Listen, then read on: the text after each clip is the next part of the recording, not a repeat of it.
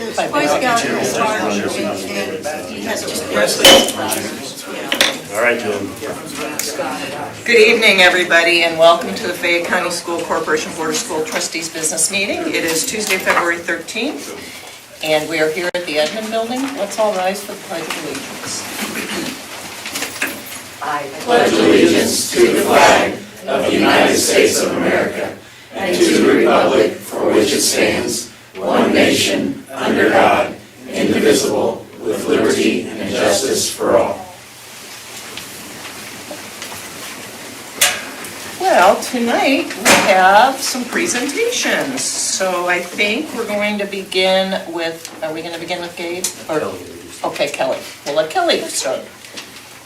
So we have two special groups of people here tonight. We have FFA with Mr. Nabi, and we have Eli Barker and Eagle Scout. We'll start with Eli, since he's a little man show. I've known Eli since before he was a Cub Scout. I was his kindergarten teacher. So it's really neat to see all of the achievements that he has accomplished over the last lots of years. Working his way through Cub Scouts and Boy Scouts, he has now achieved the honor of Eagle Scouts. He completed a very unique final project, the hub, the Fayette County Services Hub. He is responsible for the landscaping.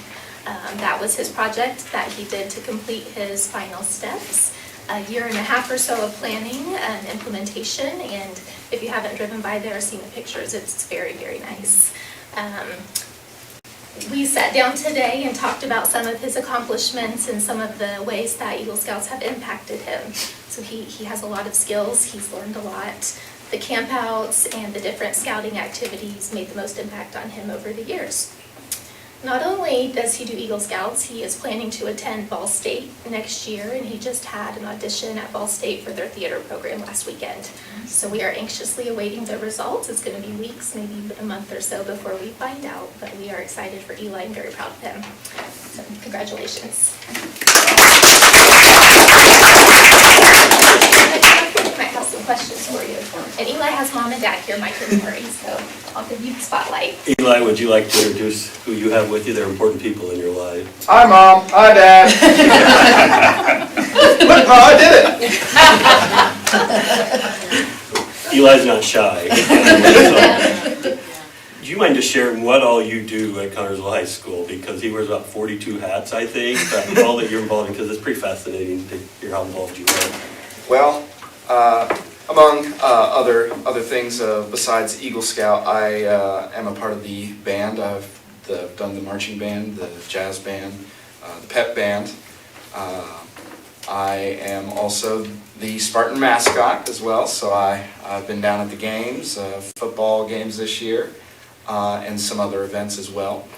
I am a part of the choir, done the CHS Today, the speech team, and I do other things like 4-H. Was one of the founding members of the Magic the Gathering Club at the high school. Let's see what else.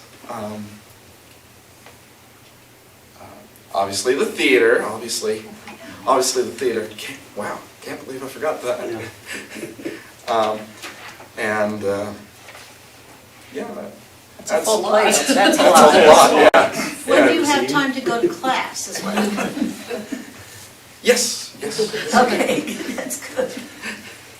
And so your hope is to major in theater at Ball State? Yes, it is. What is your future goals with that? So I'm hoping to be a voice actor and stuff. So hoping to do some cartoons, maybe some anime or video games. Wow.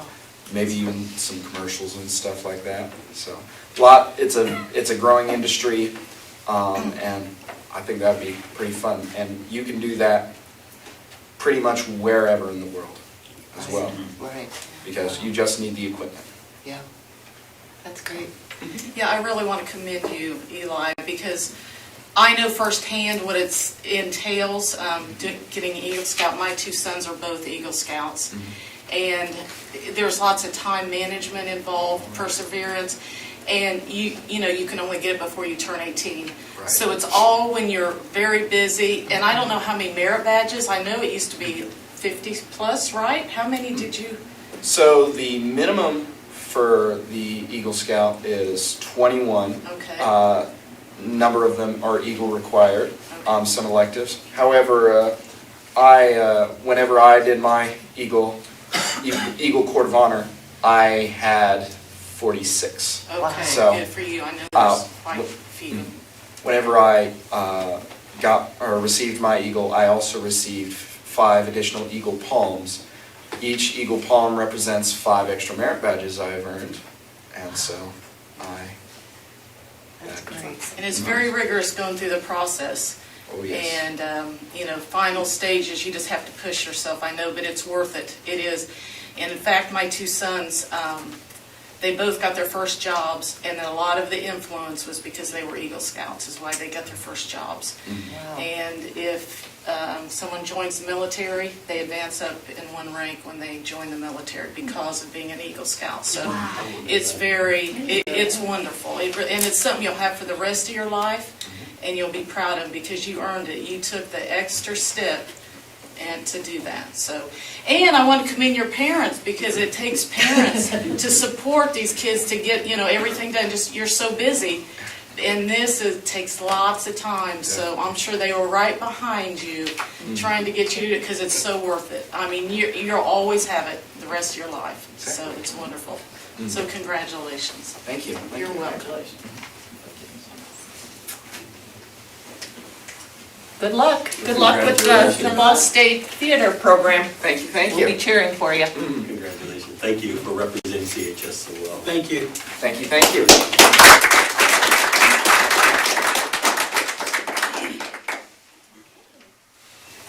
Now we have some of our FFA members led by Mr. Gabe Nobby. I had the pleasure to attend the FFA National Convention this fall and learned a lot about how FFA impacts communities and schools and students in general. So I got to kind of see the backside of it, how the financials work, just the ins and outs of where it begins, and had some good discussion panels that I was able to attend. So thankful for all that knowledge because we are a very heavy FFA community in school.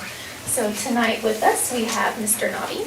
We have Cora Nobby, who is a middle school student. You can stand up when I say your name because you're all going to come up here. We have Ellie Hadelman. We have Michael Hadelman. We have Lorelei Hughes and Carter Master in the back.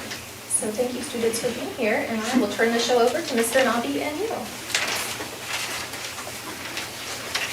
Hello, folks. Good evening. I think you messed up. You let me talk about bragging on the kids, and I'll be here for a while. So if you guys got comfortable, I'll keep it brief. So when it was asked to talk about some of the accomplishments of kids, we've had a lot this last year. So I figured the best way to do that was to break it up according to the different levels. So we have several levels, and you guys are, I'm sure, familiar with most of our sports. We have sectional level there. Well, in FFA, we have area and district, and then the state level. And then we also have another level called the national level, which is obviously the nation, right? So it's awesome. So I'll tell you about those a little bit. So this past September, our livestock skill-a-thon team, which is a contest about livestock and just basic knowledge of that, placed overall, and they were the first state qualifying team that we've ever had. And that team, and a lot of these kids aren't able to be here because they're super busy, and you'll hear their names multiple times. So they weren't able to be here except for one of them, and that would be Ellie. Ellie, come on up. And they were Christina Caldwell, Ellie Haldeman, Kaylee Hogger, Maddie Hogger, and Hayden Steele. And they were able to go to the state contest and perform really well and had a great time with that one. The crops contest, and we were able to have any of these kids here with us today. They placed first place in the area contest for the second year in a row. We're top 25 in the state, and that team consisted of Christina Caldwell, Emma Ruff, Riley Ruff, and Levi Rowland. And then we did something really awesome this year that I've only done one other time in my entire teaching career. I've taught for a minute, 22 years. So we were able to take a team that it's usually consisting of juniors and seniors, maybe a few sophomores. We took a team of 3 upperclassmen, and the rest were 5 other were freshmen, and they took them to the chapter meeting contest, or parliamentary procedure, basically how to run a meeting. And these kids can tell you all how to do it, and they're really good at it. I was able to bring several of those folks with me, so if they come up and I call their names. That's Carla Master, Michael Haldeman, and Lorelei Hughes. So they made it to the section contest. So in this case, that's like a semi-state, and performed very, very well there. And it's only the second time we did it. And they only missed winning that contest by 1 point from one judge. I mean, it's really, really close. Really, really close. And as freshmen doing that is just tremendous. Last year, our state contest, we had several of them do very, very well at that. Those folks were in the animal science demonstration. We got second place in the state with Maddie and Kaylee Hogger. They weren't able to be here. First place state winner was Christina Caldwell with a small animal production proficiency. And then we had our Ag Science Fair, which is a really cool thing. That's basically like a giant science fair with really, really heavy science involved. And a state winner for the first time ever. When she comes up, she can do that. She was in Food Science Division 1. That was Cora Nobby.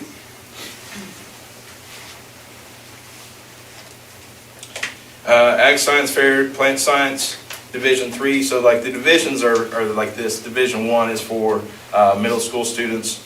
Division 2 if they had a partner. So all of ours are, if they're odd, they're by themselves. If they're even, they're with a partner. So Division 3 was for 9th and 10th graders.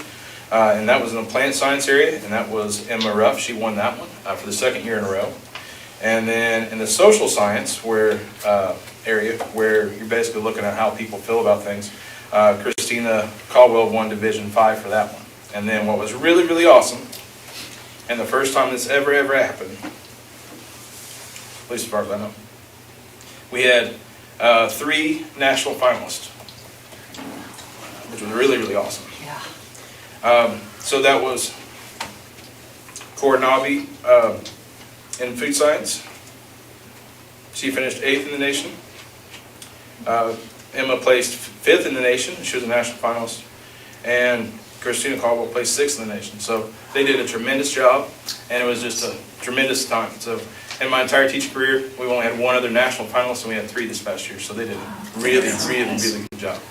And what's really awesome is like each of them are starting to do experiments along with some of these kids as well, and they're contacting industry professionals, professors at universities.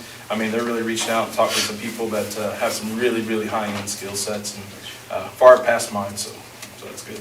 So if you have any questions, Ellie, Michael, Carter, Lorelei, Cora, they all said, do we have to speak? And I said they may ask you a question, so if you want to ask them lots of questions.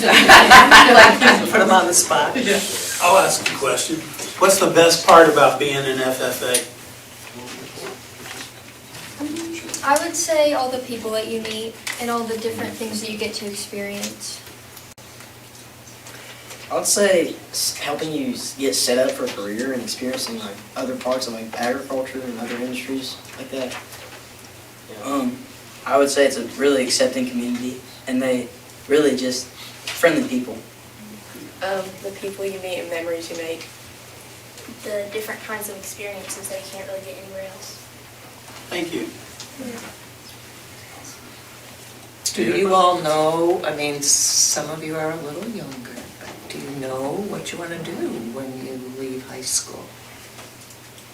I'll probably go into nursing, but I'll still take some of the things that I've used in FFA with me, like leadership. Of course, and yeah. everything like that. I don't exactly have a plan set up yet, but I know I want to get somewhere in the agriculture industry. I would like to go into sports science. Anything with animal science. I want to work in the food science industry. We all have plans. I love that.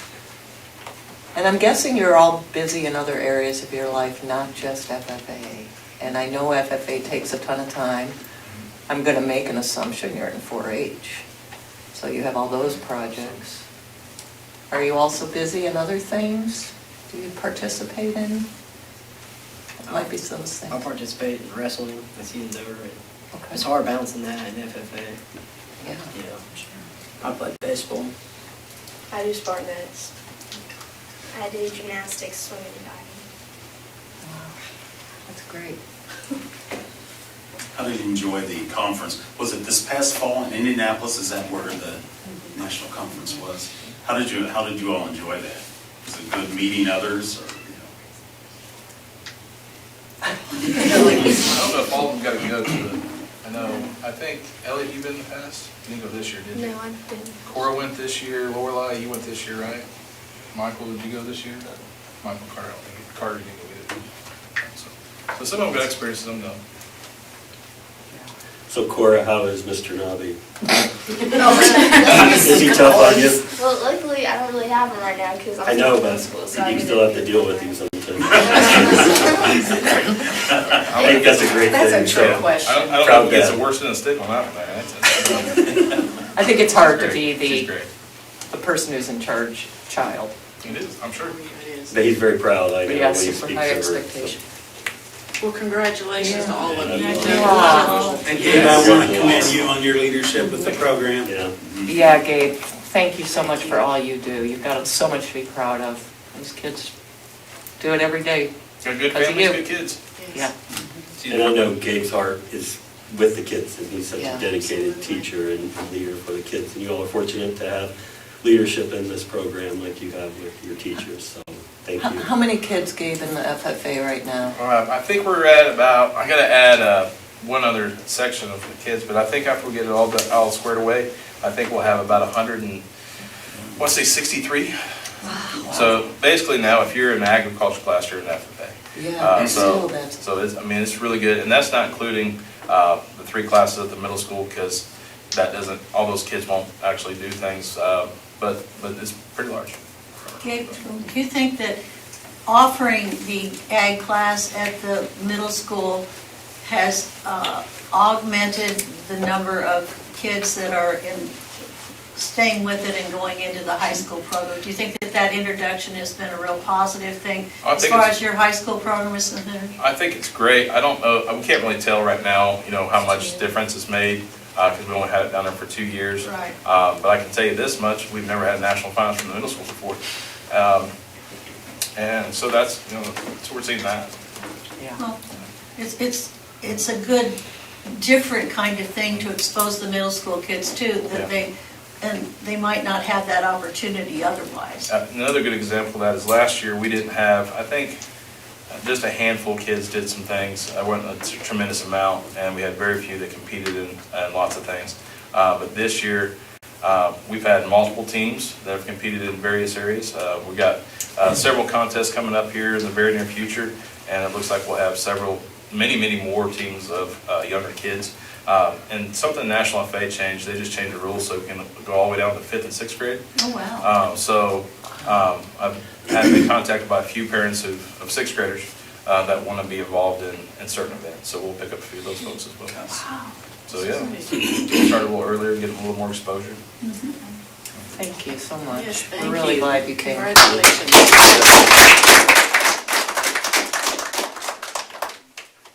And I just want to say thank you also to Kelly.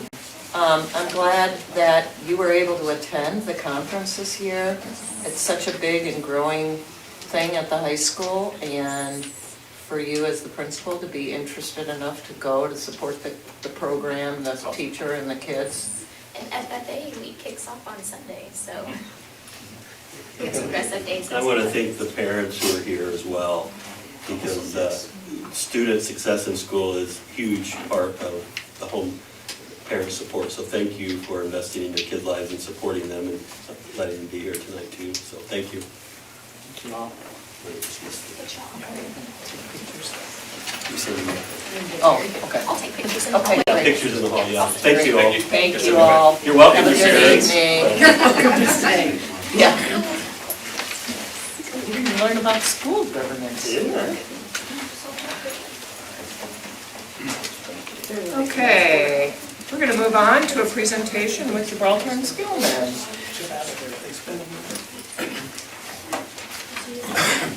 This was a wake-up call. I should be doing more with my life. Listening to hear what these students are doing and what they're tackling was pretty amazing. And I'm sure if we looked at their report cards, they're doing well in school as well. That was great to hear.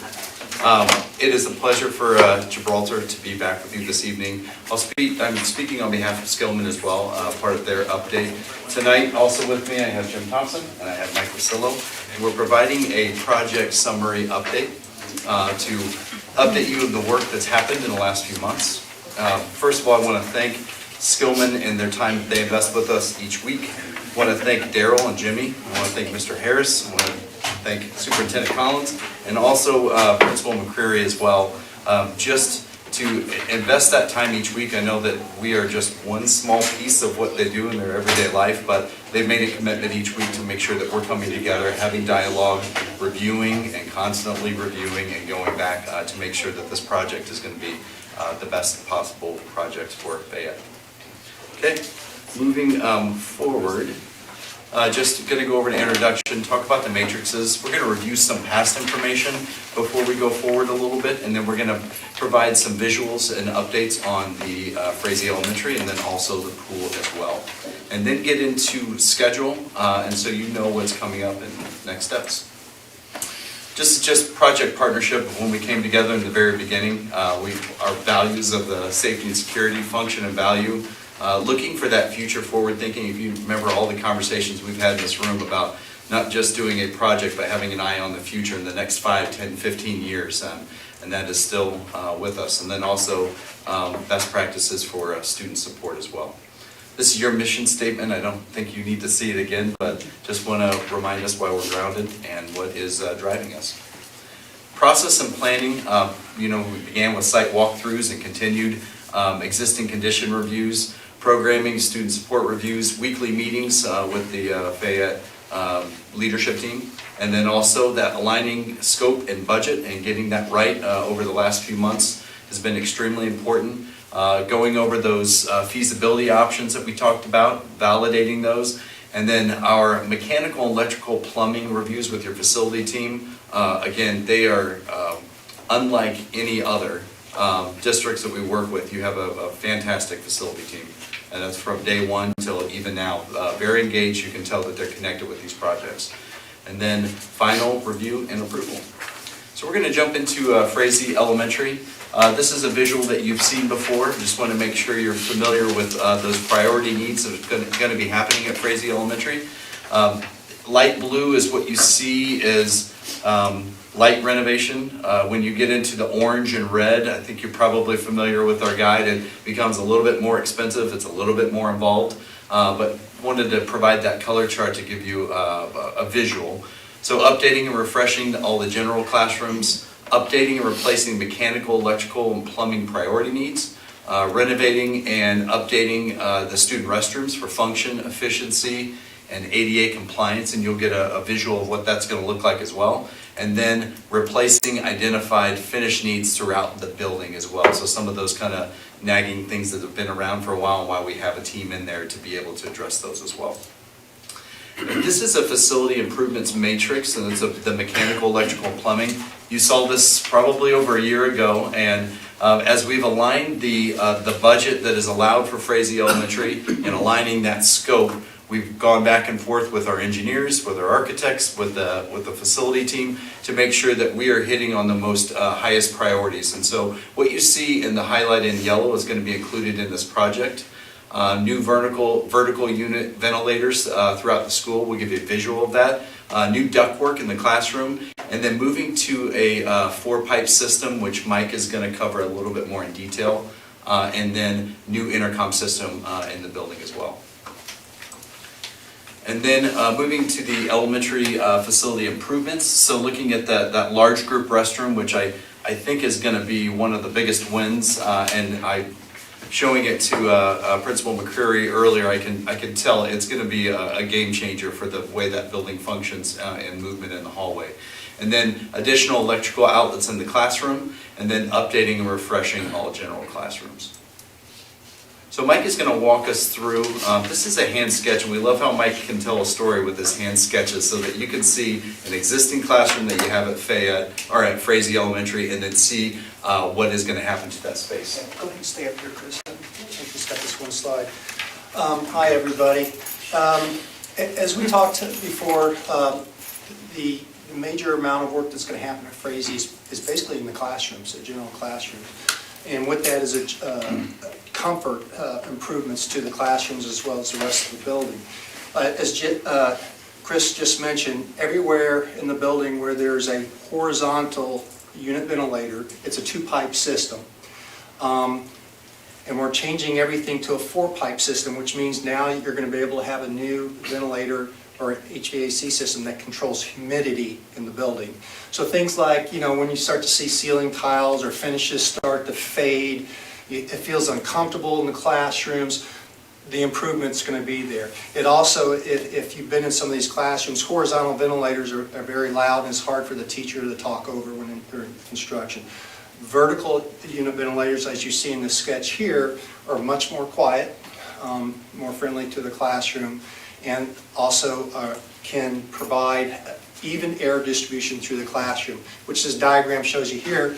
Above the windows, there's going to, in the center of the classroom where the windows are, the unit ventilator is going to be placed where the existing unit ventilator is, using the existing wall louver in the exterior wall.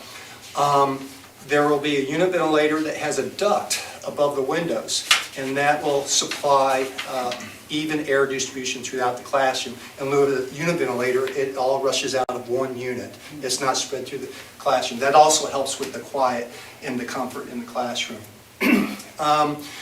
The existing unit ventilator has some metal shelves that are underneath the windows. Those are going to be replaced with new student storage underneath the windows to one side of the unit ventilator. And then the other side of that unit ventilator will be wall space for flexible shelving or storage units for each classroom. Each classroom will have improvements that include new finishes, basically on the walls and on the floors. Floors will have new carpeting in the classrooms. There's also new display boards in the classrooms. We'll reuse the existing technology that's there on the teaching wall and have new display boards. There'll be a new teacher workstation. In each classroom we'll have additional outlets in the classroom.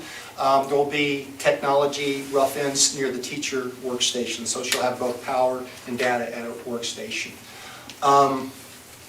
Make sure I didn't forget anything else on that. Let's see.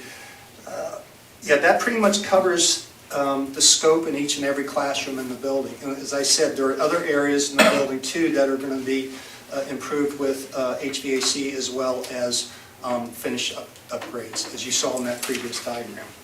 I had the opportunity to sit through a probably 2-hour to learn about the 2-pipe versus the 4-pipe system. And the biggest takeaway for me is that much easier to switch over from heating to cooling than with the 2-pipe system. So you have that really warm day in December, you're able to switch over much easier than you would typically with the 2-pipe. We have a budget to work within, right? And so we have to be very careful, and it can be a challenge sometimes to get all this working within this budget. And one of the things we were able to work with the Skillman team on is to reuse some of the piping for the existing ventilators. There's 2-pipe system, and we're going to add 2 more pipes. So instead of just wasting, throwing away those 2 pipes, we're going to reuse those 2 pipes and add 2 more pipes. Add a pump for the additional hot water line. So we are going to, we do believe, we reviewed all this with Jimmy and Daryl, so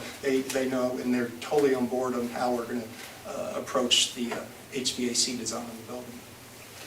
Can I ask, have you found any surprises yet that you weren't anticipating? Yeah, there's been a few challenges, surprises, yes. And for example, the roof system on this building is not your typical steel framed roof. It's got a concrete block system, and you can't support the weight of additional piping from that. So we've got to figure out ways how to get the piping to the unit, because that was a real surprise after we got into it. So there are challenges like that. There are a few other things that subtle difference, but we've been able to work through. But that was the biggest thing, is the roof system on this building. So, and Chris, I think you probably want to talk a little bit about the restrooms. Let's take a restroom break. If you look at the restroom that we have planned, updated and improved restroom, so it would be new fixtures, it would be new toilets, and then new wash stations for the students as well. Increasing the amount of actual stations in the restroom is going to increase that efficiency and capacity to get classrooms through quicker. And if you can see at the bottom, the wash stations coming out into the hallway, as we if you remember, we talked about this before, but it serves multiple purposes. One is you have the efficiency of students going to the restroom, and then you have a third of your students washing their hands in the hallway, and you have a third that are standing with you, so you can get them through much quicker. The other thing too is when you think about supervision, better supervision for students where they're not washing their hands in the restrooms, so there is going to be less water on the floor, there's going to be less slippage and things like that because they're washing where they're being supervised in the hallway. The other thing that you can tell from this design, and you'll see in the next picture, is that where the wash stations are, it gets students out of the hallway, so there's a little bit of a space so that you have a better opportunity for classrooms to pass by. And then one additional thing that you will see, and I think Superintendent Collins and I appreciate this from the standpoint of when you're leaving a classroom and you have to take a quick restroom break and you have your class with you, there's multiple uses for this private single-use restroom. One on the women's side, one on the boys' side, and it could be used by a teacher who is taking their class to a restroom break because it's right there. It could be a child that prefers to go to the restroom privately. It could be a child that's not ready to go with a large group, and so they must use a private restroom. So it is something that has multiple use, and we are continuing further with that design as well. What's the above or behind the sink, the bay of sinks, is something that doesn't have a commode in it? Oh, the storage closet. Oh, that's a storage closet, Yes. okay. Custodial. Okay. And then you will notice also from the single-use restrooms with a wash station inside, it is ADA compliant as well. That's And then also with new ADA restrooms, stalls as well. This is what we saw in Shelbyville, correct? Yes, yes. This was also another cost-effective approach. In lieu of adding a remote staff restroom someplace else, we were able to keep all the plumbing together. And this gives you kind of a before and after. On the left side is the existing restrooms, and you can kind of see some of the areas that are dated as well, but also where the wash stations are, there's only 3. We're going to triple the amount into the hallway. And then you can take a peek on the right side and just give you a visual how nice it's going to look with updated stalls, updated fixtures, and then those wash stations in the hallway. And that's going to cut down on the congestion outside the restrooms? Absolutely. Yeah, that in itself is going to be huge. Mm-hmm. Yes, and you think about, we've run some data on it, but you have right now, the existing, you have so many stalls, you have 3 stalls there on the left side, and then you have 3 wash stations. So you think about how slow that is to get your classroom to move through. And which is why you have a bottleneck with another class that needs to use the restroom that's waiting, and then you have other classes that are trying to go by. So when Chris and I were walking through the building when the kids were actually using these restrooms, I was amazed how long the lines were in the hallway for these kids waiting to use these restrooms. Something like this, they will move more efficiently through those restrooms. You only have one set of large group restrooms in the entire building, so they're all using this set of restrooms. So we made sure that the restrooms have at least, if not more than existing fixtures in the bathroom as well. Does Frazee have other restrooms besides those 2? I mean, besides what, In classroom, individual. Oh, okay, but it only has one general. And staff, neither, 2 or 3 staff single-use restrooms too, right? One in the nurse's office and then 2 in the staff break room. Okay. Chris, would you share just the timepiece when you looked at this model for getting a class through? Yes, it was a third. So the typical, if you were to time the same number of kids to go through the restroom in your existing versus what it's going to be, it's a third of the time. That's huge. Yes. It's going to be great. And what I love is that, this has become something near and dear from the very beginning, and making sure that this is that benchmark that would be created at other elementary schools moving forward. Okay, it's time for us to go swimming. Mike's going to help us go through that. All right. We continue to, as we move into the pool, we continue to keep Daryl and Jimmy in the loop of what we're doing in here. And we did just like we did on Frazee, we did have discussions about what's happening in the pool with both of those gentlemen. The pool right now, the shaded area that you see here, is all intended to have work in this area, which it also, as well as the pool area, it also includes a new storage room and the pool office area. We're able to, right now they don't have pool storage. Really, they've got a little electrical closet which you're not allowed to store stuff in, but they have that in there. We're going to provide and get a lot of the stuff off the pool deck, like you got the touch pads, you've got all kinds of equipment on the pool deck that's taking up valuable space, especially when they have swim meets. We were able to capture some storage space out of the athletic locker room, which was underutilized for storage, simply by closing off the doors to the athletic lockers and providing new doors to the pool deck. So the area that you see up in the right-hand corner, that blue area, that is the new pool storage room. That room will also be climatized, climate controlled, because we're going to store touch pads in that area. And you really don't want to leave the touch pads out in the pool deck because of the chlorine atmosphere. So we'll put that in there. In the coach's office, that will be where the sound system, the new sound system that's going to go in the pool, will be in the coach's office, as well as new finishes. The pool is going to have a new HVAC system, which is the dehumidification system that's on top of your roof now. It's at the end of its life. There's issues with it. It's going to be replaced with a new pool pack or humidification system. That is on the roof outside the building. So we're going to reuse the ductwork that's in the pool.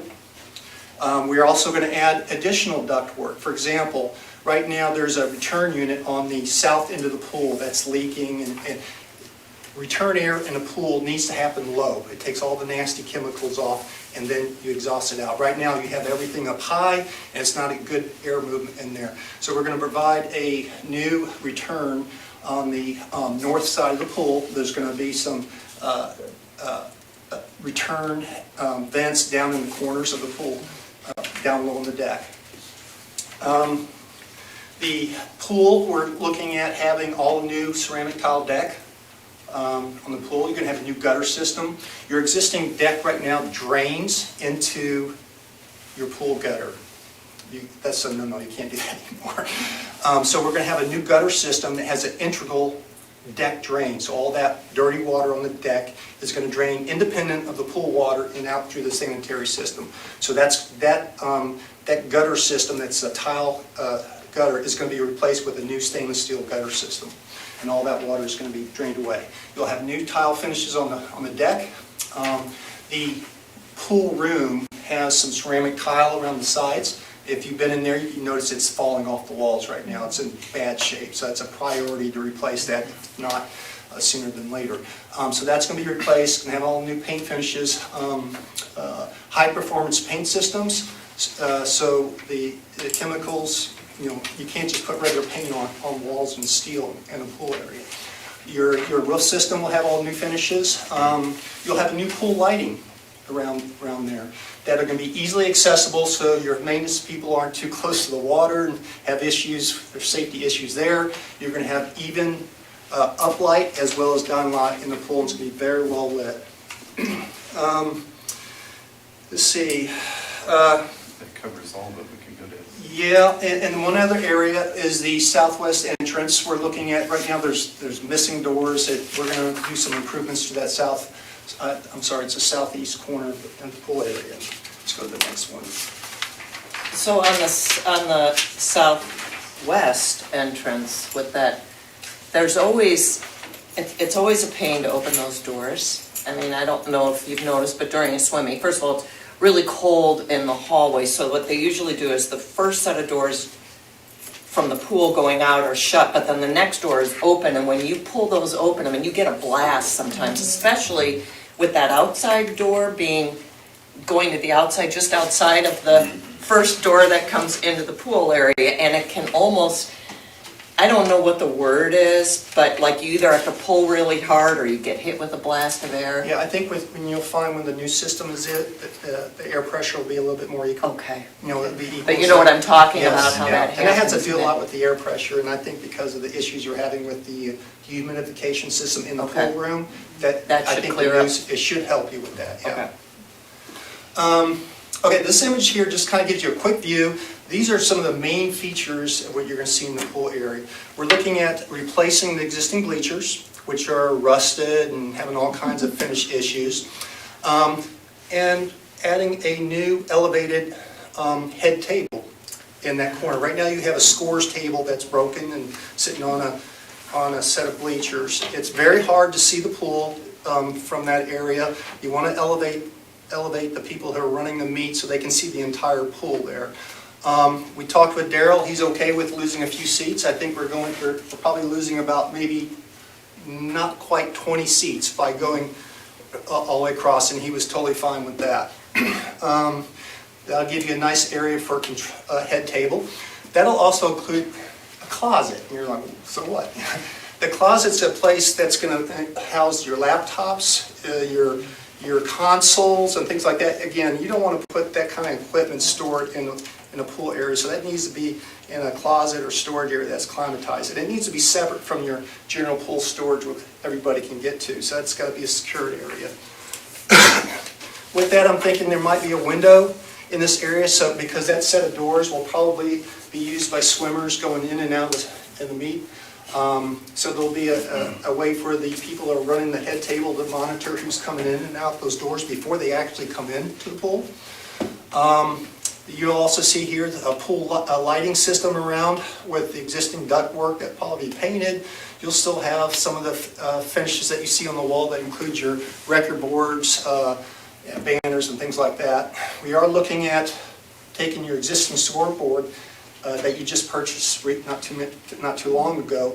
We're going to look at that, and we're going to talk to Colorado Timing, you're going to have a new timing system in this pool here. Daktronics is no longer in the pool business. They're going out. So you have a Daktronics board. We're going to check with Colorado Timing, see if they can communicate with that board. We've shared documents with them, and we're looking at that.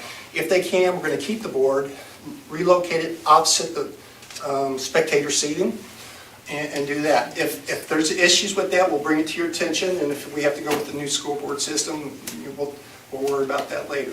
You know what I've always thought was odd, but I guess because there's no other room for it, is all the records are behind the patrons.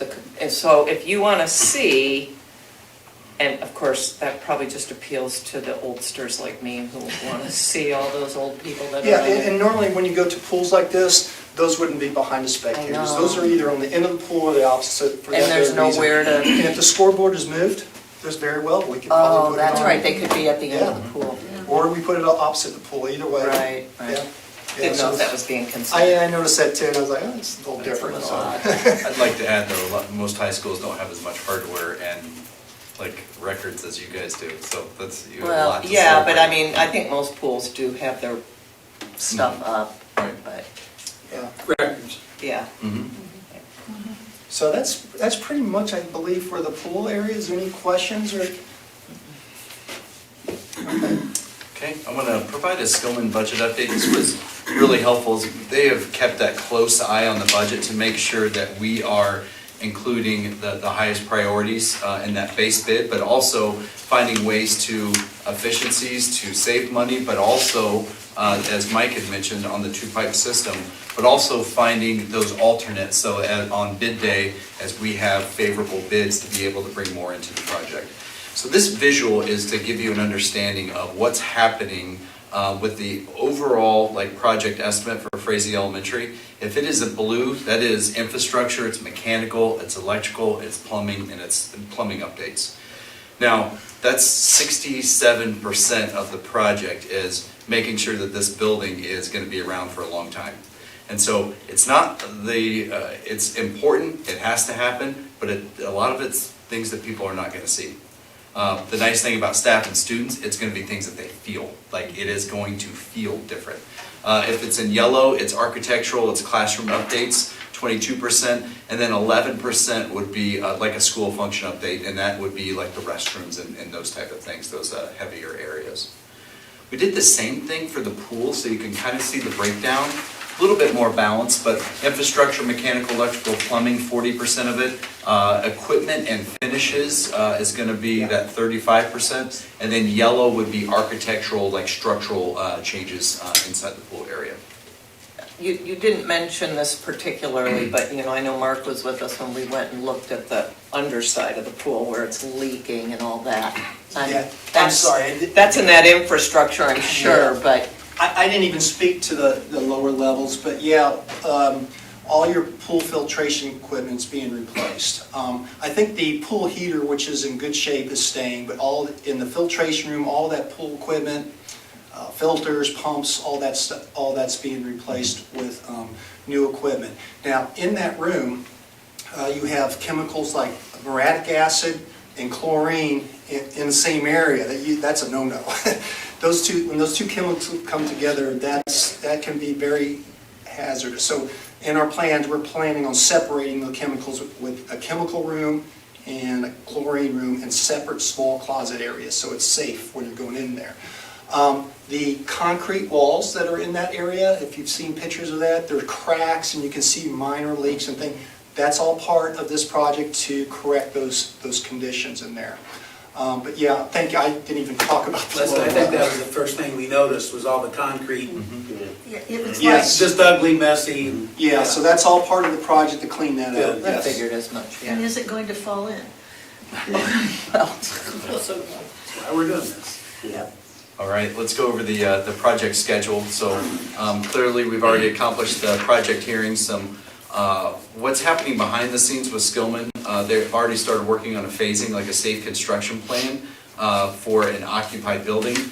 They're continuing to have conversations with us, sometimes daily, to make sure that we are linked moving forward, and they're looking at the best opportunity to how to bid the projects. They're also looking at equipment, those long lead times, and starting to look at the procurement in advance. One thing that I appreciate about Skillman is they want things on site before they start construction, because they wouldn't want to start construction and be waiting on things. So they want things to happen in sequence. And then issuing bid this spring, construction starting in late summer, early fall 2024, with a project substantially completed December 2025. And they're working to have them coincide so that they're not extending the time that Skillman is here overseeing these projects, so that the pool and Frazee are happening simultaneously.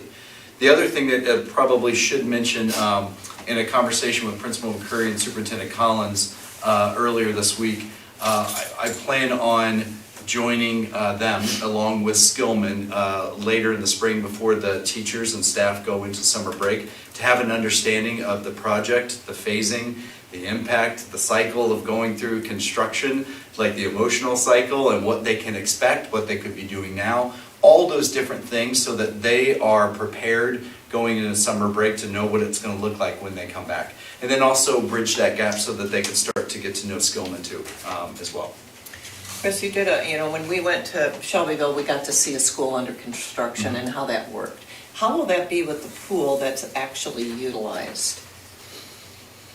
It's all about timing, certainly about timing. Yeah. You can't just shut down one lane and then do it in phases like that. So Right, and do our gym classes still use the pool, aside from a swim team, but we have? Yeah, but not as much. Yeah, now the pool construction period is going to start at the end of, towards the end of February, early March, at the end of swim season. Okay. And then it will need to be completed by the start of the girls' season, which starts about mid-October. So there's a window there that Skillman knows they have to order the air handler and get all the materials and all the construction completed and in time for you to use. So those kids aren't going to be sent to another school to use that pool. At least the swimmers aren't. I don't know about the PE, how that's going to work yet, but at least the athletic. There's a time frame, there's chunks of PE, Yeah, and we don't you use it. could put you have different kinds of activities that you do in the physical education department, and swimming is just one part of those, so you could, Yeah, they don't swim all semester, no, Just a unit. they swim for what, 4 weeks, Kim, something like that? So, It's one unit. yeah, just one unit, so. And the same conversations that Skillman will be having with Principal McCurry to make sure that she's a part of that process and understands the phasing of it. Same thing will happen at the high school too, so it'll be coordinated. Where are we at with swimming? Boys sectional coming up? Yeah, I think it's this week, right? Okay. Okay, final thing, next step, so approval to proceed with construction documents. We're marching towards that spring timeline to bid. When we get to that point, there will be like an approval to bid that will be official from Skillman as they get everything coordinated. Upcoming finishes meeting, so it would be going through selecting the floor finish, selecting the colors, all those different items. And what I appreciate about the efficiency that the Fayette School Corporation is looking at is that standard that you are going to be creating at the other elementary schools moving forward. So you have consistency in the type of flooring, you have consistency in the type, so that if you have to replace a carpet square, you have other carpet squares. So that, and then along with construction phase planning that's coming up. That was a little bit longer than I expected, but it was important. Well, thank you, Chris. Thank you. Thank you. Thanks, Chris. Wow, okay. We can't go home yet. We're a long way from where we started. Oh, that's for sure. I mean, Yes. how long have we been doing this? The book went back to 2022. Yeah. We started in 2022. Okay, moving on. I'd like to seek a motion to approve the agenda as submitted and amended. Thank you, Jeremy. Do I hear a second? I'll second. Thank you, Ryan. Any discussion? All those in favor signify by raising your hand. Opposed, same sign. Motion carries. If our FFA kids were here, they might be correcting on how we do this. Have you How ever we run watched, the meetings. have you ever watched one of their parliamentary procedure things? It's intense. I mean, it makes Robert's Rules of Order, look like a kindergarten class. It's amazing. Now's the time for public comments on agenda items. Seeing none, we will move on to the consent agenda, which includes an approval of the minutes from the regular business meeting of 1/9/24 and the executive session of 1/30/24. Personnel report, including retirements, resignations, leave of absence, etc. Approval of the January 2024 claims 66939 to 67192, and donations. It's a big month for donations. A donation of $1,000 from Cincinnati Incorporated Charitable Foundation to WCC to be used to enhance manufacturing opportunities for students. A donation from Doug Miller, a former salon owner, of a new shampoo chair, several mannequins, tote on wheels, and miscellaneous cosmetology items, estimated value of $2,260 to the WCC Cosmetology Program. A donation of books valued at $2,000 from the Fayette County Public Library to CMS to provide books for all CMS students. And a donation of $5,000 from Dot Foods to the Spartan Athletic Club to be used for Student Athletic Recognition Awards. We are so fortunate to have the kindness of folks making donations. So I would like to seek a motion to approve the consent agenda. I'll make that motion. Thank you, Lori. Thank you, Chris. Any discussion?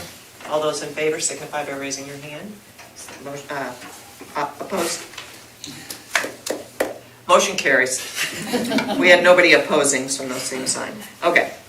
Action items, personnel report, recommendations for employment. Mr. Harris. On the personnel report tonight, a few recommendations for employment under certified staff, recommending Jennifer Houston as an English teacher at Connersville High School. Classified staff, Alexis Abercrombie as a Head Start nutrition bus assistant. Miranda Albright as a health assistant at CMS. Cheryl Hacker as an educational assistant at Fayette Central. Beverly Hidby as a Title I education assistant at Frazee. Connie Kuhn as a Head Start nutrition bus assistant at Little Spartan. Carson Morgan as a Title I education assistant at Fayette Central. Tiffany Richardson, the permanent substitute for Eastview. Kimmy Smith as a Head Start nutrition bus assistant at Little Spartan.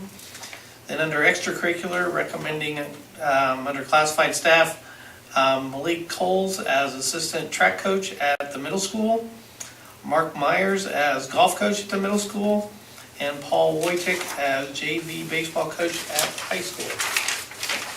Thank you for that. I would like to seek a motion to approve the personnel report. I'll second.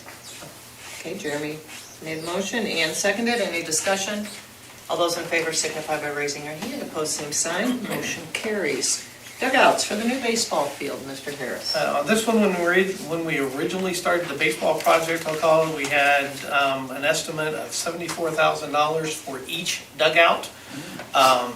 Since that time, though, we requested quotes to install the dugouts at the new high school baseball diamond, and I am requesting permission to accept the quote from RH Porter Contracting to install the dugouts.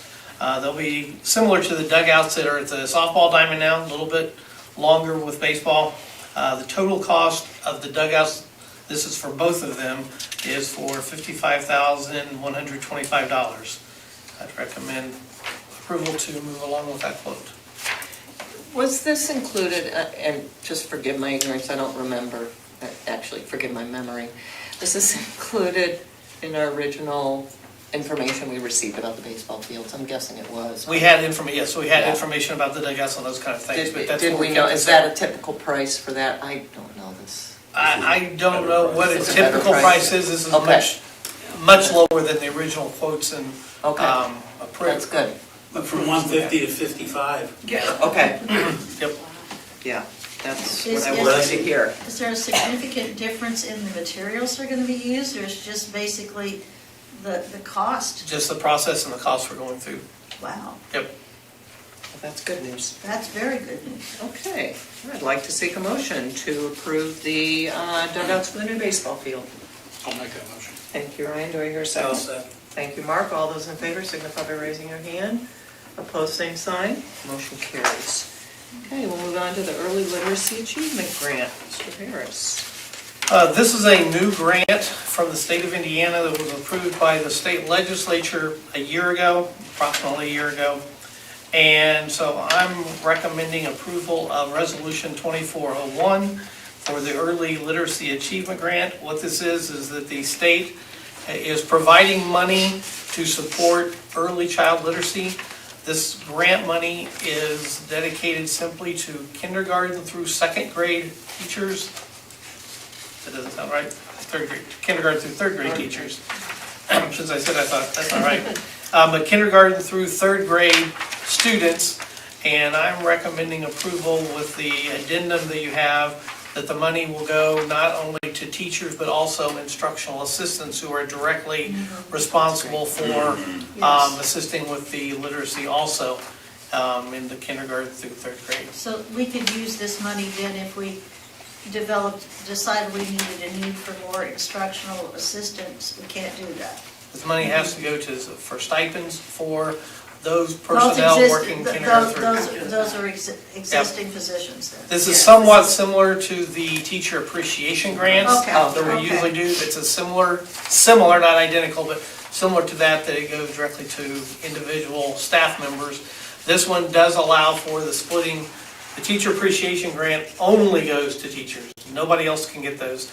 This can go to teachers or classified staff that work on the direct instruction of literacy skills. All right. I'd like to seek a motion to approve the Early Literacy Achievement Grant resolution. I'll make that motion. Thank you, Lori. Do I hear a second? I'll second. Thank you, Jeremy. Any discussion? All those in favor signify by raising their hand. Opposed, same sign. Motion carries. Now's the time for public comments. Persons wishing to make the board aware of any suggestions, ideas, or comments may address the board at this time. Comments which involve personnel or students must be discussed in private. Seeing none, we will now move on to report items. Superintendent Discussion Group report. I'm going to use this opportunity to share a little bit, just very briefly, about the Indiana School Board Association State House Day which was, I think, a week ago on Tuesday. It's a wonderful program. I really encourage board members who'd be interested to go. I'm always glad I've gone. Probably the main focus is the panel discussion. So you get, unfortunately, when they plan State House Day, they don't know where the legislature will be in terms of bills, if Senate will be in session, if House. So it's a mix, whether or not who shows up. But they had 4 House representatives, 2 Republicans, 2 Democrats that came in for the first panel discussion. And it was just very interesting. They talked about education bills. There was a lot of discussion about the science of reading. Interestingly, if any of you guys happen to look at the thing Terry Spradlin sends out on Fridays, the legislative update, sometimes he puts in there, you can look and see how your legislator voted. Aside from looking at how our legislators vote, which I do always check that out, it's interesting to see that there's sometimes on an education bill that's supported by ISBA that's generally opposed by some of the Republican members of Congress. We had one Republican on this panel said he was just not in favor of this bill because it pushed retention. And he was a real interesting man. Busler, but I might not have his name right. I apologize to him, not that he's listening. He is. He's a representative. He never learned to read till he was in 5th grade, and he shared this story. And he said there were a variety of reasons why he did not. It was not for the lack of teachers teaching, but there was a concerted push when he was in 5th grade to get him up to speed. And it involved lots of tutoring and lots of work, but he was able to learn to read by the end of 5th grade. And he just did not believe that retention was necessary. He felt that our teachers are capable of doing this. We may have to do some other targeting, like the 2nd grade I read as opposed to in 3rd grade, and targeting those kids a little younger. There were a lot of questions about pre-K. Currently the legislature does not fund that. There's a pilot on your way to pre-K program that's in some districts, but I didn't hear any of those 4 really be gung-ho about pushing pre-K funding, but the ISBA was very interested. So we discussed that bill, a lot of conversation, which doesn't impact us directly at this point, but about referendum, because originally the bill said you could only push a referendum in a general election. We know that's at least every 2 years, every 4 years for the presidential year, and communities can't wait 2 years if they have financial needs. So that, I think, is being modified. I'm not really sure where that stands right now, but it was fascinating. And then the second one we had Bob Benning, and I can't remember the other guy's name. It's terrible. I should have brought my cheat sheet. And there were just 2 of them. And they just went back and forth discussing various education issues, and it was really wonderful to hear their positions. Scott had sent us, I think, not this past Friday, but the Friday before, through his superintendent association, he actually gets the transcripts from the session when they're presenting a bill and what everybody says. I found that fascinating. It was just like this panel discussion. You actually hear them talking about the meat of the bill and what they like about it and what they don't like about it. And really, it's quite interesting. And you also realize that they all do care about education. It may be party lines on some issues, but listening to them speak, very much so, it doesn't matter the party, they're very aware of the needs of education. So it wasn't a budget year. Next year is when money's attached to things, and it'll be interesting to see if they put their money where their mouth is, because they talked about there being a lot of needs. So I just wanted to share that. It was a great day. And also we have our 2 legislators coming February 23rd. Lunch is at 11:30, I believe, at WCC, and then for those who can stay, we'll go on over to the preschool and give them a bird's eye view of preschool and what can be possible, and see if if the two of them might be on board with promoting that kind of funding. Okay, that's it for me. Anybody else have anything they want to share from any other committees or anything? Nothing happening at the redevelopment commission? It's been quiet. Leslie, was there anything else at the meeting you attended about AI? No, the AI thing is March 15th. Oh, okay. They didn't talk about AI, but several people said, keep your eyes open, because... There's a couple bills about the integrity of elections and different things like that. Right, so- not directly related to education, so I don't Right. think I saw, I'm up on those, but I think that workshop might, I think it's a burgeoning field. We're gonna hear a lot more about That's why I it. asked that. I think it's got some applications that might be beneficial, but I don't know. No, not yet. We're not there yet, are we? No.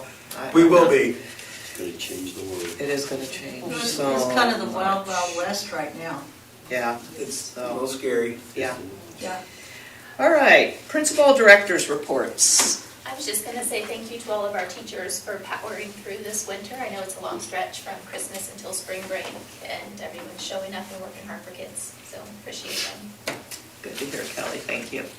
Director of operations report. I have two things. The first one, you have the fund report in front of you.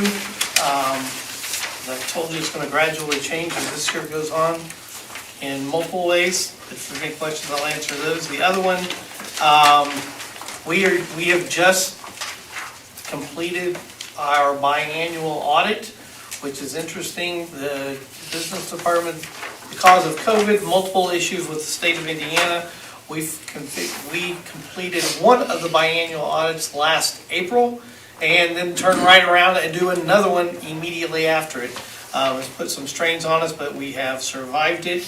And there's going to be an exit conference, tentatively right now, it is scheduled for January the 27th at 11 o'clock. February. I wrote January after, I'm looking at the January February report. But February 27th, I'm required to be there, the superintendent's required to be there, and the board president's required to be there. The rest of you are cordially invited, and I will send an email out reminder with the time and date. It'll be here in the boardroom, but the auditors come in and give their preliminary findings and those kind of things. So you will be invited to attend that if you want to. There's no requirement to do so, but you will see more on that here in the next week when they definitely confirm Is it everything. 27th at 4 o'clock? No, 11 o'clock 11 o'clock, 27th. on the 27th. Randy, I have a question about the ESSER money. We all know it's gonna be done in the next December, right? Correct. Yeah. Yep, less than a year. And while you have a column for the ESSER monies, have those monies been used in other areas that were, and I don't know, these are funds, so I'm guessing those are just the funds, but will you be providing us with an update of how that's gonna impact us?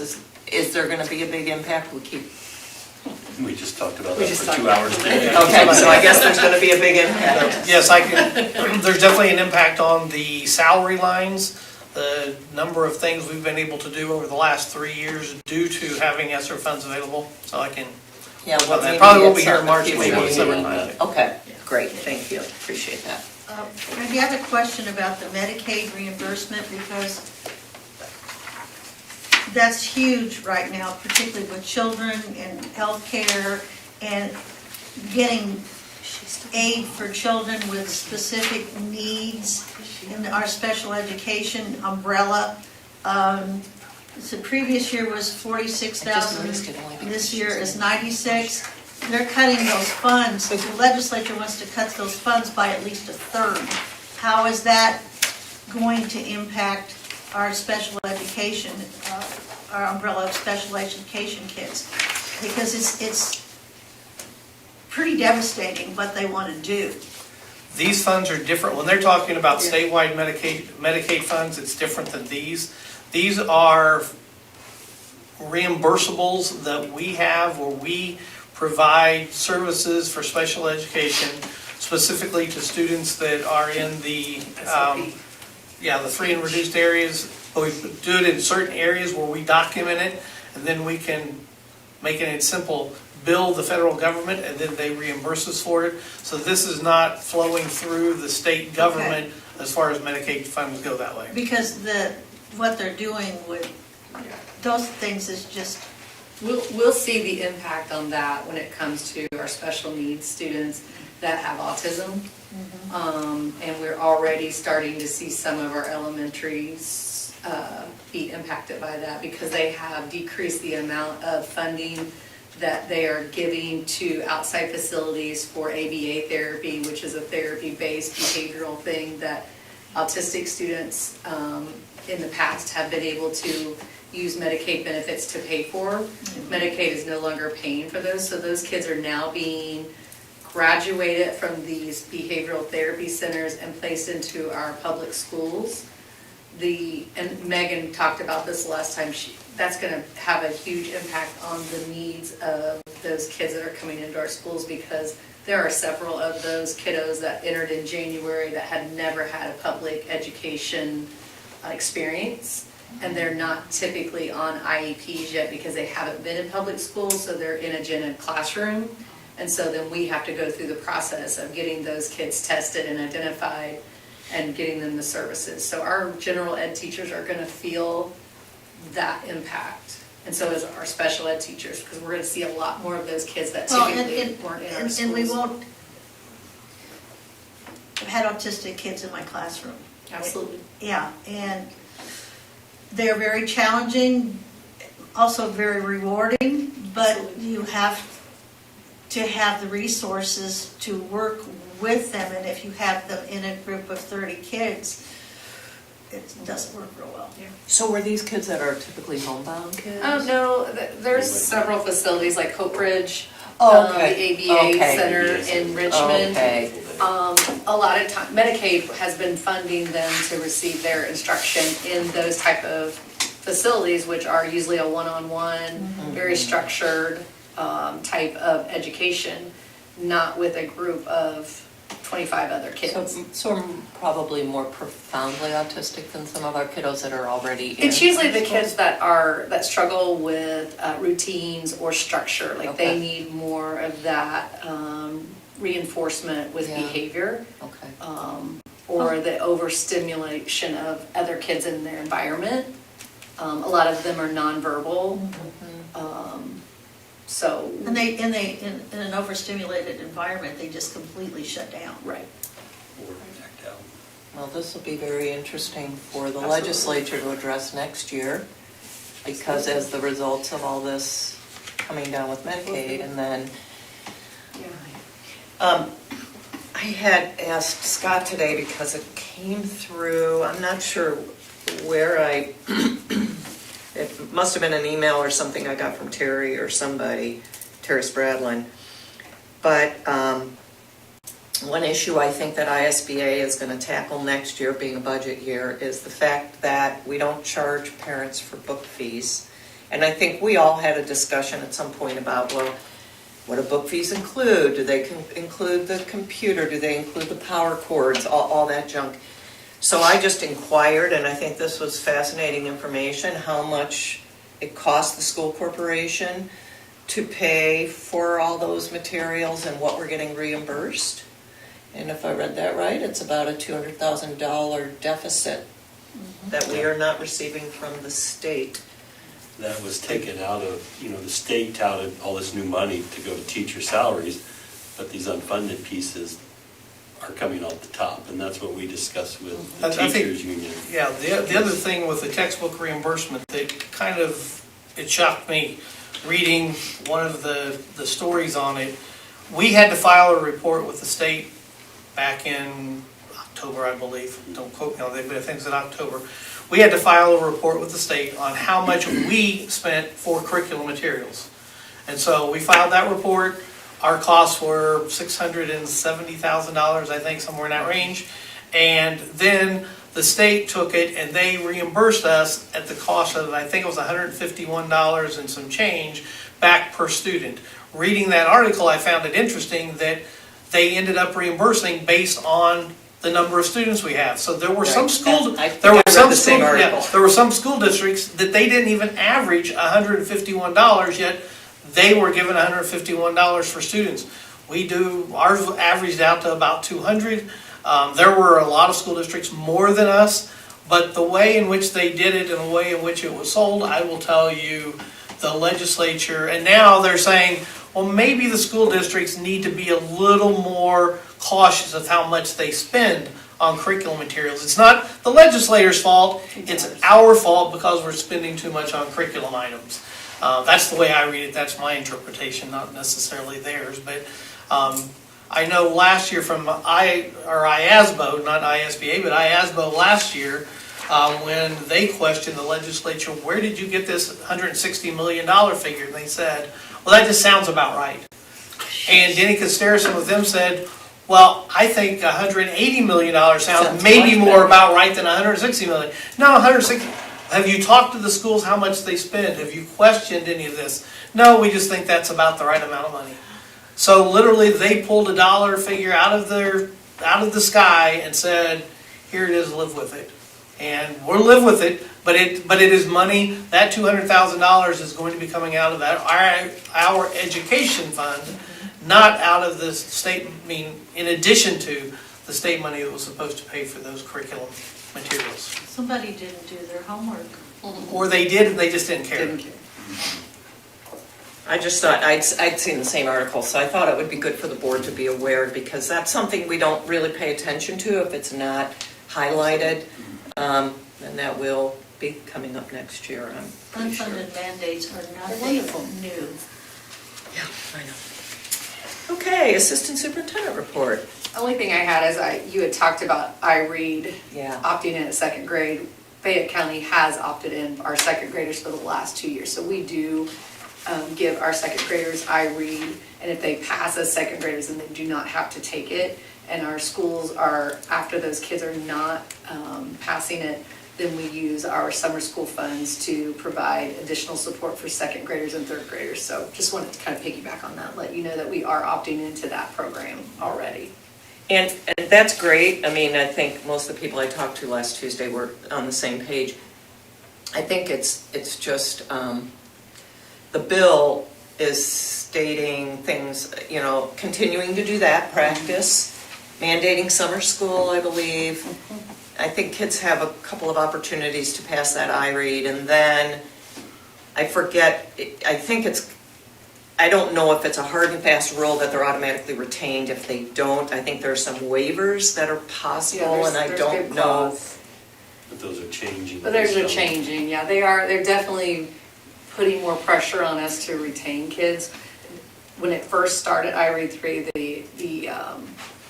it was if they did not pass it, you retained them in third grade unless they had an IEP or they would qualify for the good cause exemption. But what they're doing is making it more and more difficult to qualify for the good cause exemption, and they're pushing the retention if they haven't been. Now, there are still stipulations, like if they've been retained multiple times prior to that testing, then they would still be eligible for the good cause exemption, but they're definitely pushing that you hold kids more back if this bill goes through. But they want us to hold kids back in the third grade, and then they push us to push kids into kindergarten sometimes, and maybe it's a situation where they're just not quite ready at barely 5 to do the stuff, and it takes a few years for them to catch up. So it's, you know, you don't want pre-K, well, then this is what can happen when they I hit think third. that was too the reason a lot of people spoke up and said, you know, you might have some results if you do. I feel like we're being very proactive. Our schools are being very proactive in lieu of this, so we're already ahead of the game. And the fact that we are, you know, we do have preschool, we are utilizing some of the same reading programs in our preschool that we are in our kindergarten. Our elementary administrators and teachers are utilizing that data from iRead too. We have already since Scott and I have been, we've always sent our second and third graders to summer school even though it wasn't mandated. So I feel like we're in a good position, but we will continue to have kids who struggle. Well, the statistics from pre-K, the number of kids that show readiness when they're ready to go to kindergarten now, we had so many kids before our pre-K that were not ready for kindergarten. It was an astronomical amount, and now we have a really minuscule number of kids that are are not prepared. It's a quantum leap, and if you want to see how it really works, go to the Little Spark preschool. Absolutely. It's really cool. And we are very unique. I did talk to other board members who do have preschools, but they charge. Yes. So, but all the people I talked to that have preschools in their schools have waiting lists. Oh, yeah. It's just, that's pretty common. We have a really unusual thing with Head Start too, the fact that we're, It's all right there. and because a lot of school systems, the Head Start is something totally separate. So we have the flexibility within, because Head Start is pretty rigorous as far as what you have to do, all your I's dotted and T's crossed. But because of where our physical facility and everybody is right there, this puts us in a terrific advantage of being able to really identify the needs of the kids and to help them, so. Kim, when is the iRead, when does that start? March. It's March. And then once you give the iRead, we get the results back very quickly.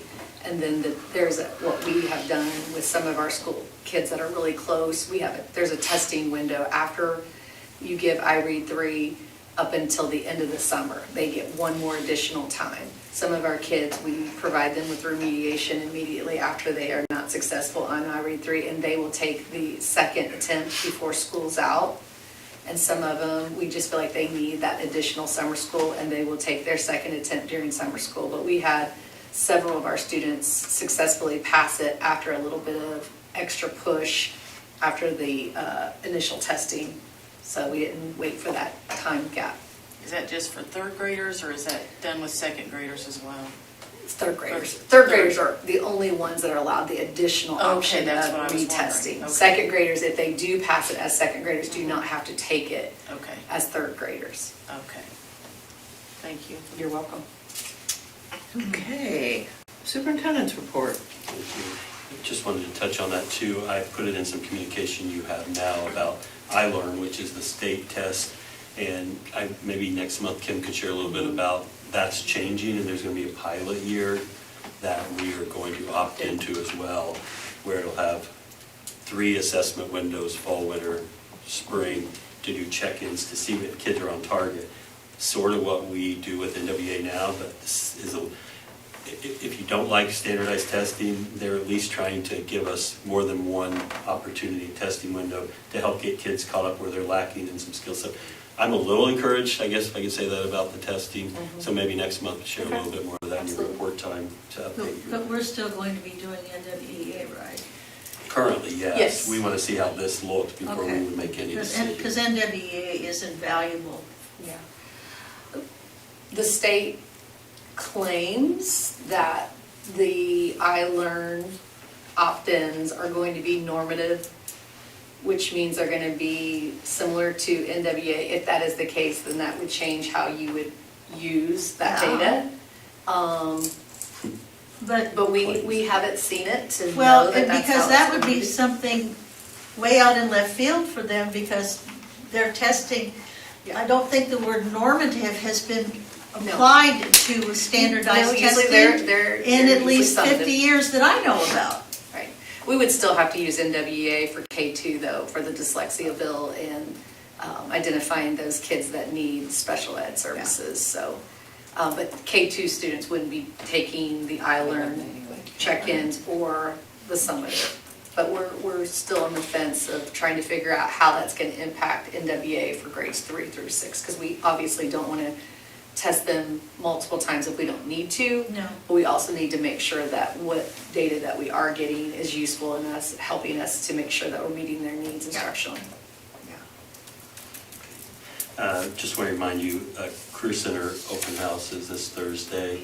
Some really great food, the culinary kids prepare, but there are a lot of demos and things. Kids are very proud to be able to demonstrate that, so it's always well attended, so if you have time. It's from when to when? I think it's 5:30 to 7:30, or 7.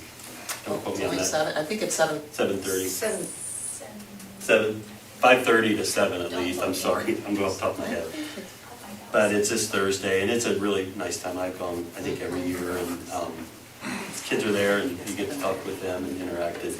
There's some excitement there, too, with looking to add another program with exercise science. There's been some really good interest, so stay tuned for that. Wanted to share some good news on the solar project. Year 4 data, been 4 full years since we had it, but they just sent us the report for October 22 to September 23. That's sort of the time frame they used. We exceeded our projected savings by almost $33,000 for the last 12-month period. So we're at almost $200,000 in savings on energy costs with those, which is more than what they estimated. So that's a really positive thing and speeds up our payoff time on that. Shortens it as we've been working ahead of what they projected, which is always a good thing. So we had a meeting with Nick, if you remember Nick from Performance Services.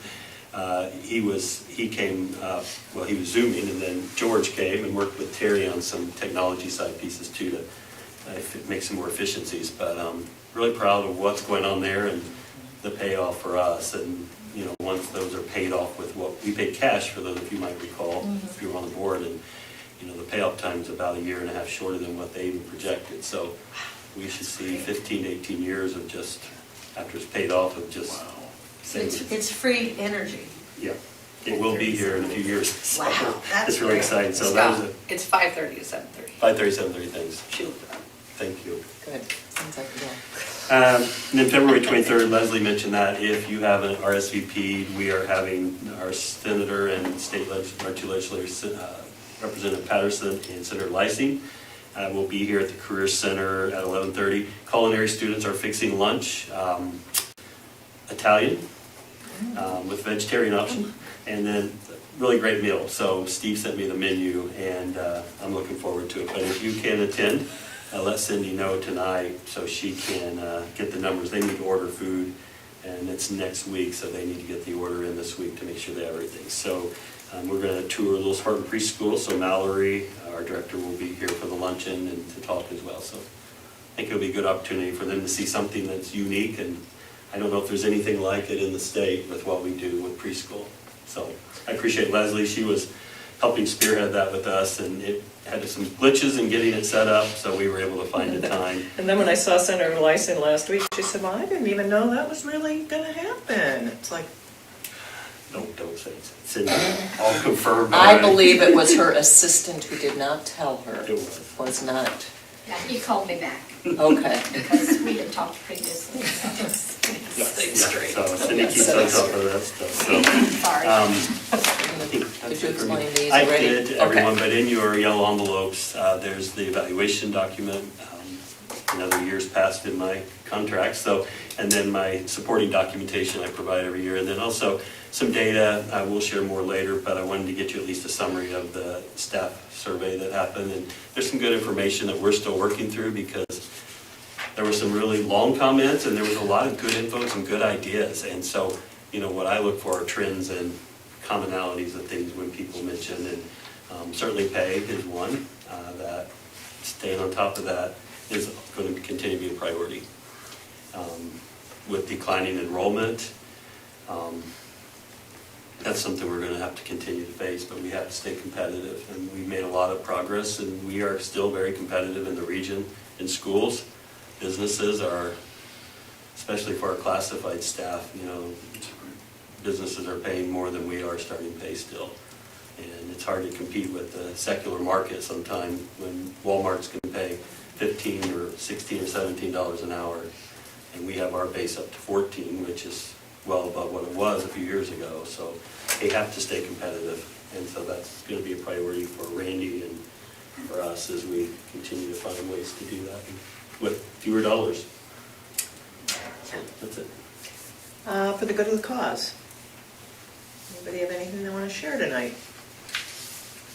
You know me. Yes. First of all, appreciate the coverage that the WT school, vocational schools getting from the paper. I've enjoyed reading those articles. Me too. Yeah, and I was going to ask Scott earlier, we got caught up in the gavel about Darrell, but in honor of Darrell, I got a little thing for history today. Darrell's the biggest North Carolina fan that I know. And on this date in history, North Carolina, the University of North Carolina, was the first public higher education institution formed in America. So Daryl, Wherever he is. wherever he at, Well, he's now probably not watching. here. watching. Yeah. I want to take a moment to thank Rachel O'Brien for our gifts. The candles are lovely. It looks like they're locally made. It's a little, I'm going to have to look into this, but that was so kind.